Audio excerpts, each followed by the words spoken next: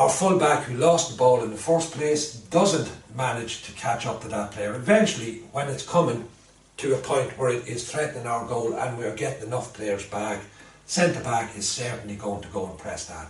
At that point, they're going to feel it's safe to do it because now the fullback can make that recovery run in behind, and we're beginning to get a pretty good defensive shape back from there. Now, once more, not bringing all the players up, just those important to the point that we are making, because we're going to have to bring them all immediately back down. But of course, while all this is happening, the goalkeeper, again, if a ball gets lost here, he will anticipate the possibility of a quick counter-attack by the opposition. So maybe before we can get back into all these good positions, a quick ball played over the top, which is what the centre-backs are trying to avoid in the first place by backtracking. The goalkeeper will have pushed up to play as a sweeper. But as that ball progresses towards our goal, he will make his way back towards the goal line when he feels that we now are no longer likely to be threatened with a through ball or a ball over the top. So that is the way you might make a recovery in that type of situation.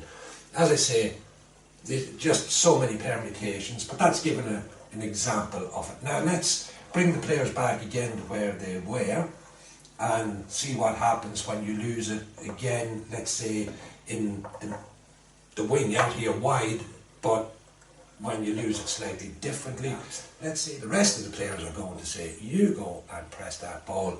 Our time is up here. We are now going to fall back into a regular 2 banks of 4 and just start defending as in the basic principles of defending, which is what all teams using the high press will eventually do when the press doesn't work. So, if they are looking for triggers, for example, as we just mentioned, in order to indicate to them that it's appropriate to go and do this press, what would those triggers be? Let's, before we look at another style of high pressing, take a look at what the triggers are. And we don't have to move players around for this. We'll just, to begin with anyway, put the players back into the positions they were in at the very start of this, which would have been something like this, I believe. Where was that? Here we go. Yeah, something like this. That's good enough. So what are the triggers that teams would look for? Well, one trigger would be if the ball is out wide. I'm not moving everyone here, I'm just explaining what the triggers might be. So a ball out wide at any point would be a definite trigger to go and press like that. And the reason for that is that when a player is out wide, unlike when he's in the centre of the pitch somewhere, and he receives the ball and he has the entire pitch all around him that he can turn to if he gets into difficulty and needs to find a way out of it. Here you don't have that. You have nothing out here, you have nothing back here. You're really looking just one way. And if a couple of players are bearing down and you're putting lots of pressure on, you're trying to win that ball, that can look quite daunting and a mistake can get made and the ball taken off a player.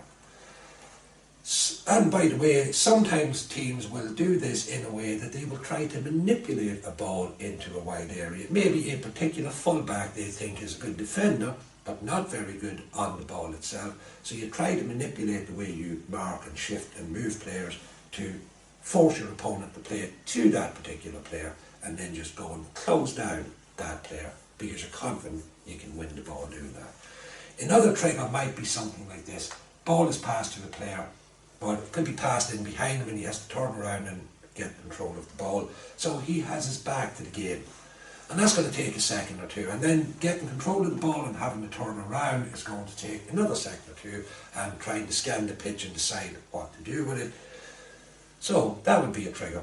If a player receives the ball in any place, in this area of the pitch at least, with his back to the action, that would be your trigger to go and close that down with a high pressing style. So off you go to the races.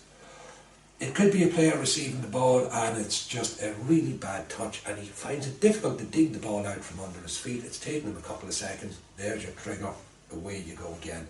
Or it could be a player receiving the ball and he can't get his head up. He's looking at the ground, he's looking at the ball at his feet.